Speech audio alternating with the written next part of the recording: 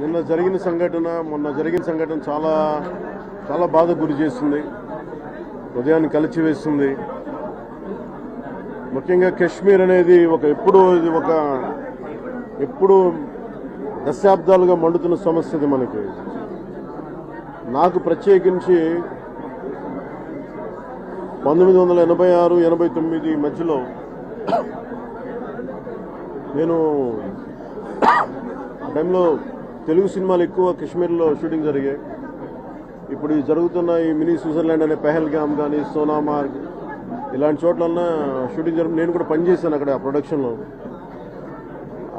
ఆ సమయంలో నాకు తెలుసు అది బాగా ఇబ్బందిగా ఉండేది. మాకు కూడా మొదటి సంవత్సరం బాగానే అనిపించింది. 2, 3, 4 సంవత్సరాల్లో పనిచేస్తే చాలా ఇబ్బందిగా ఉండేది. గొడవలు జరుగుతూ ఉండే, కొంతమంది ఇంకా తీవ్రవాదం మొదలవని సమయం అది. ఆ టైంలో కశ్మీరీ పండిట్స్ కొంత పనిచేసేవాళ్ళు మాతోటి. చివరి సంవత్సరంలో 89 అనుకుంటా, వాళ్ళు అప్పుడు చెప్పారు, మేము ఎక్కువ కాలం ఇక్కడ ఉండలేము, మేము పారిపోవాల్సి వస్తే ఇక్కడ, ఎందుకంటే ఇక్కడ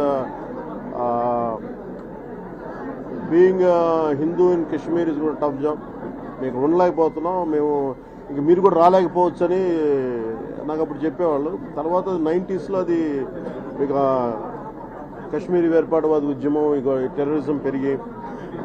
సో ఇది ఎందుకు చెప్తున్నానంటే,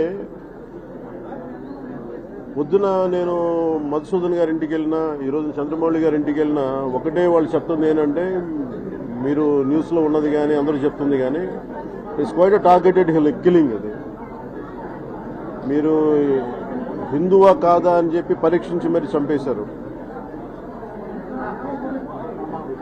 ఇది వాస్తవం అంతే. దీనికి 3 లక్షల మంది హిందువులు ఆ రోజు ఎక్సోడస్ గురయ్యారు. అందరూ బలవంతపు వలసలకు వెళ్ళిపోవాల్సి వచ్చింది ఆ రోజున. అలాగే ఈ రోజున కశ్మీర్ పర్యాటకులకు వెళ్ళి ఒక 4-5 రోజులు చాలా ఆహ్లాదకరంగా గడుపుతాం అనుకున్న కుటుంబాలు ఒక భయంకరమైన సంఘటనలో కూరుకొని కళ్ళ ముందే భర్తని చంపేస్తూ ఉంటాయి.